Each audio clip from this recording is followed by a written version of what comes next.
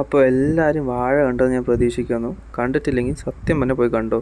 എനിക്ക് തോന്നുന്നു ഞാൻ അവസാനത്തെ ഒരു പടം കണ്ട് കരഞ്ഞത് ഹാച്ചി എന്ന് പറഞ്ഞൊരു പടമായിരിക്കും. അതൊരു pet owner based real life സ്റ്റോറിയിൽ നിന്ന് എടുത്തൊരു പടമാണ്. അത് കഴിഞ്ഞിട്ട് ഞാൻ കരഞ്ഞ പടം എനിക്ക് തോന്നുന്നു വാഴ ആയിരിക്കും എന്നാണ്. എനിക്ക് തോന്നുന്നു ഈ മൂവി നമ്മൾ തുടക്കം മുതൽ അവസാനം വരെ കണ്ടാലും എവിടെയെങ്കിലുമൊക്കെ ഒരു റെഫറൻസ് വരും നമ്മളെ ലൈഫിൽ നടന്നിട്ടുണ്ടല്ലോ എന്ന് പറഞ്ഞ്.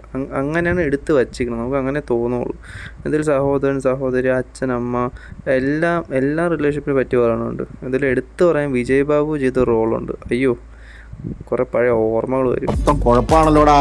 എനിക്ക് തോന്നുന്നു ഈ മൂവി കണ്ട് മോസ്റ്റ് ബോയ്സ് ഇമോഷണലായി കാണും. മീൻസ് എല്ലാവരും ഇമോഷണലായി. പക്ഷേ നമുക്ക് കുറച്ചും കൂടി എവിടെയൊക്കെ കൊണ്ടുപോകില്ല അല്ലേ.